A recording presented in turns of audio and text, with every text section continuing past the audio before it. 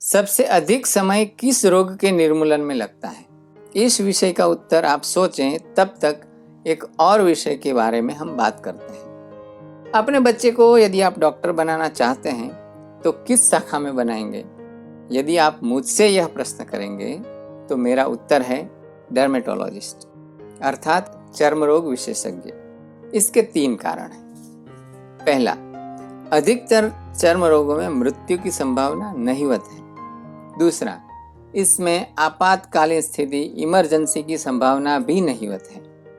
और तीसरा, इसकी चिकित्सा चलती ही रहती है और कदाचित जीवन भर, परंतु वास्तव में ऐसा नहीं है। चर्म रोग मूलतः नष्ट हो सकते हैं। कैसे, इसके बारे में इस वीडियो में हम आज जानेंगे। शुरुआत करेंगे इसके कारण से।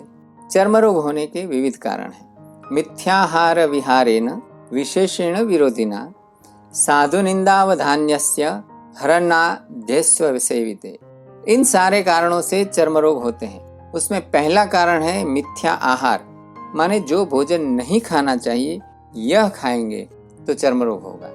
दूसरा कारण है मिथ्या विहार। इससे तात्पर्य है कि जिस प्रकार से नहीं रहना चाहिए उस प्रकार से रहेंगे तो चर्म रोग होगा। उठना, बैठना, सोना, ये सब विहार में आता है। तीसरा है विशेषण विरोधिना, अर्थात विशेष करके विरुद्ध आहार, यानी जो भोजन जिसके साथ नहीं खाना चाहिए ऐसा विरुद्ध भोजन। उदाहरणार्थ दूध के साथ फल, लहसुन इत्यादि। चौथा कारण है साधु निंदा, इसका अर्थ है सज्जनों की निंदा। 5वां कारण है वध, इस शब्द से अर्थ है सज्जन की हत्या। 6ठा कारण है अन्यस्य हरणात्, इससे मतलब है अन्य व्यक्ति की वस्तु का हरण। ऐसे पाप कर्मों से भी शरीर में सभी दोष कुपित होते हैं और तिरछी शिराओं में चले जाते हैं। वहां जाकर रक्त, मांस और त्वचा को दूषित करके चर्म रोग उत्पन्न करते हैं। इसमें कहने का सार यह है कि इन 6 कारणों से शरीर में मल की वृद्धि होती है, जो शरीर की तिर्यक माने तिरछी शिराओं में जाकर तीनों दोष यानी वात, पित्त और कफ को बढ़ाकर उसे त्वचा के माध्यम से बाहर निकालने का प्रयत्न करते हैं। हम इसे चर्म रोग कहते हैं। दूसरा प्रश्न, एलोपैथी आदि चिकित्सा में कुछ समय तक यह चर्म रोग का निवारण हो जाता है, बाद में जाकर वही स्थिति पुनः आ जाती है। इसका कारण क्या है? कारण बड़ा सरल सा है, इसलिए कदाचित सबके ध्यान में भी नहीं आता है, क्योंकि हमेशा सरल स्थिति पर व्यक्ति का ध्यान नहीं जाता है। जैसा कि हम पहले चर्चा कर चुके हैं, शरीर में संचित मल को त्वचा से बाहर निकालने का शरीर का जो प्रयत्न है यही चर्म रोग है। तो एलोपैथी आदि में जो दवाई दी जाती है वह उस विज्ञान के अनुसार तो बिल्कुल ठीक ही है। यह दवाई शरीर के उस मल को बाहर निकालने की प्रक्रिया को रोक देती है।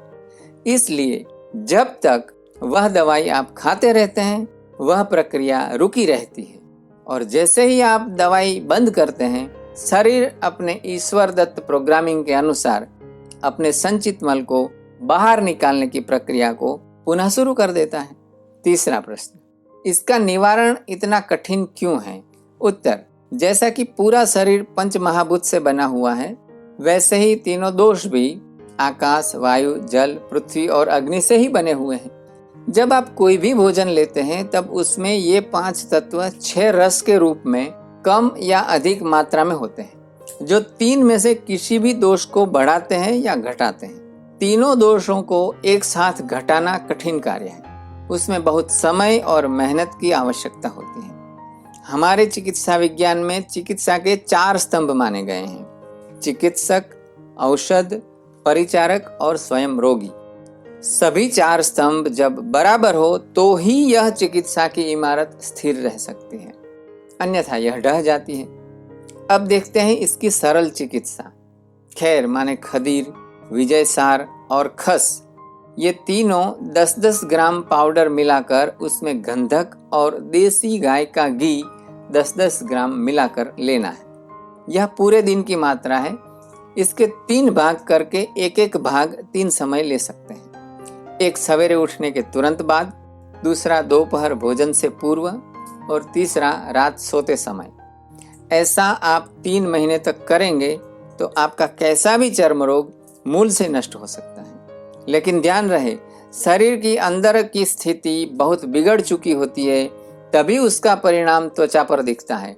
अतः इसके संपूर्ण ठीक होने में अधिक समय भी लग सकता है। एक अन्य उपाय यह भी है कि शरीर के अंदर पड़ी हुई अशुद्धियों को बाहर फेंकने का मौका शरीर को ही दिया जाए। इसके लिए आपकी रहन सहन की, खान पान की आदतों में बदलाव करने होंगे। यदि आप यह मेरे मार्गदर्शन में व्यक्तिगत चिकित्सा लेना चाहते हैं तो दिए गए नंबर पर व्हाट्सएप मैसेज भेज सकते हैं। तो आप सबके शुभ स्वास्थ्य की कामना करते हुए सर्वे संतु निरामया। धन्यवाद।